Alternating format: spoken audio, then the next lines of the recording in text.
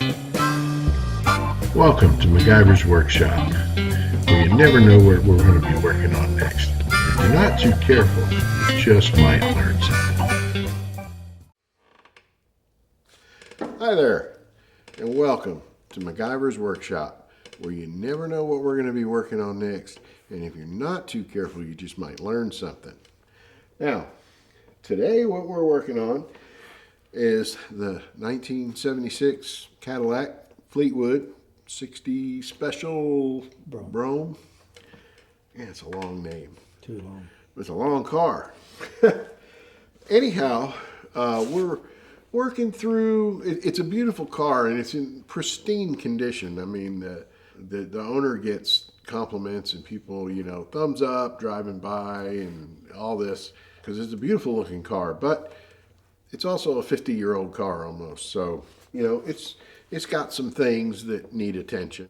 We're addressing things in priority and on a budget. So right now we're assessing some drivability issues.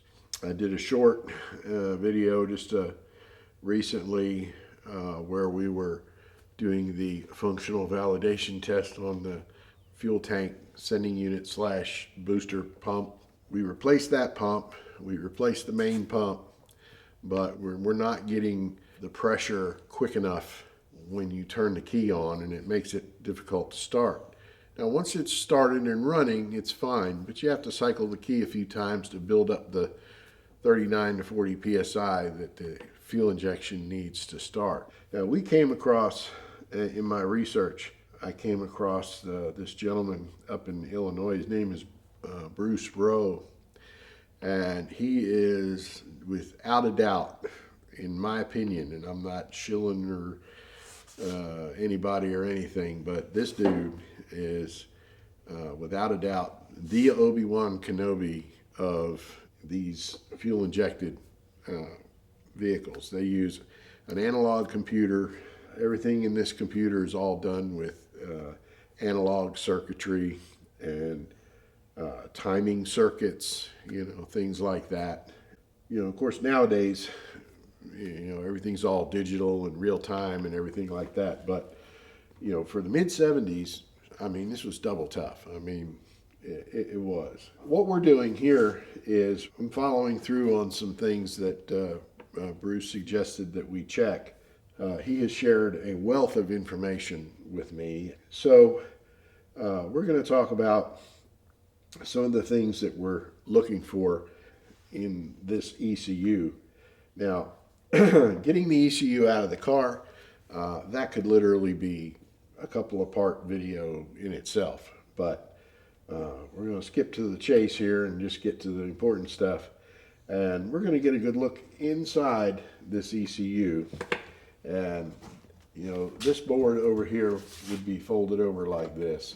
And then your metal top and bottom and all will be on here. But for now, I have it kind of laid bare so we can look. And some of the things that we're looking for, first of all, is the connectors. Okay, the center connector that feeds power to the fuel pump has a tendency to overheat and burn and melt and get a bad connection here. Thankfully, we don't have that problem. And on the other side in the car, the connector that plugs into it looks perfect. Now, there is, a tiny bit of oxidation on here. We can fix that with a tiny brush and some contact cleaner. And then the other thing we're looking for is visible indication of magic smoke leakage.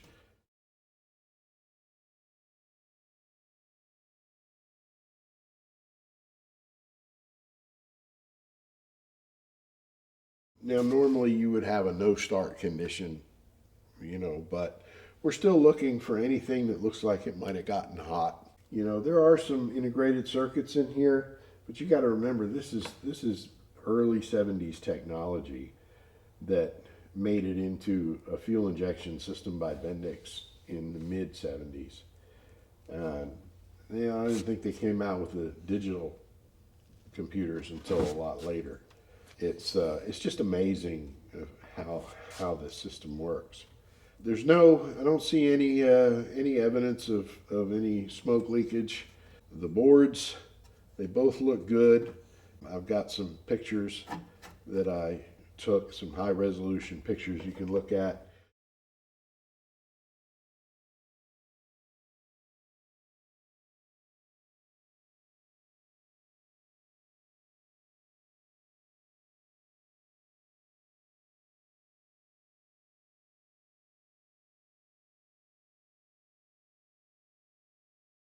All these little solder pads, none of them appear to be cold, like a cold solder joint that might have an issue.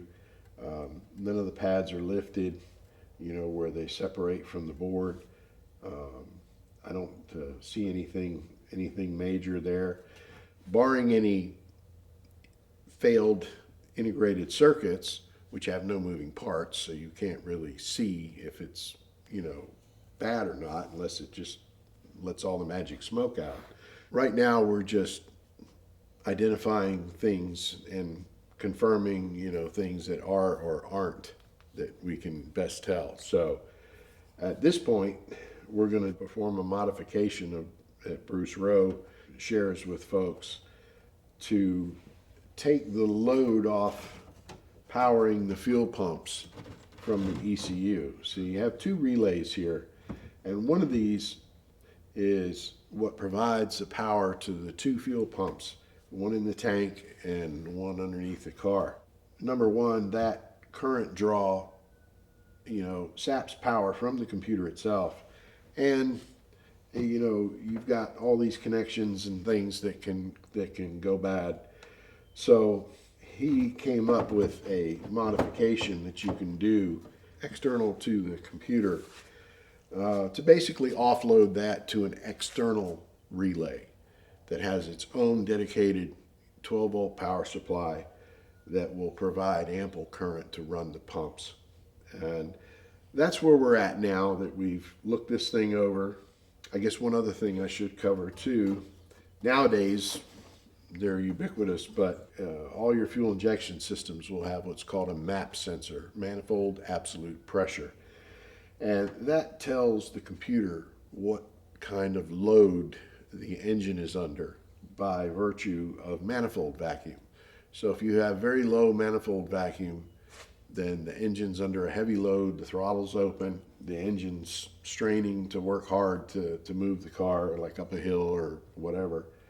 Back in the day, it's kind of an electromechanical MAP sensor, and it's built into the ECU. And you have a vacuum hose that comes from there out to here, and then another vacuum hose that connects to here and goes up into the engine compartment and connects to a vacuum source on the throttle body. Now, one of the first things that you test for when you're dealing with a drivability issue on one of these cars is you will obviously check to see at the throttle body under the hood if that vacuum line that comes in here will hold a vacuum. Because if you have a leak in any of this, it'll make the engine run really rich. But all that looks good, thank goodness. And we're gonna bolt this thing back together, and then I'll show you how we're gonna wire up our external relay and feed that pump plenty of juice and go from there. So we'll be back in just a sec.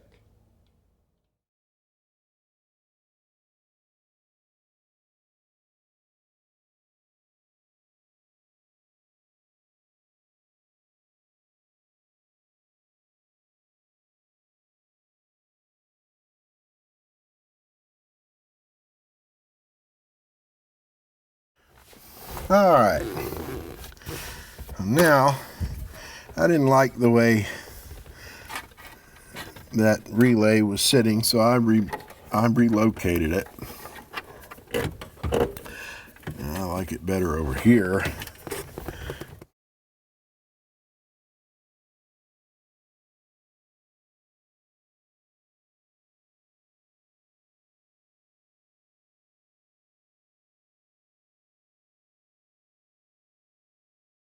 Let's see what we get here.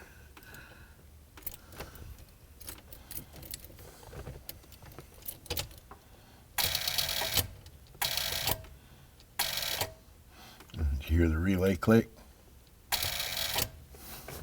It's over here.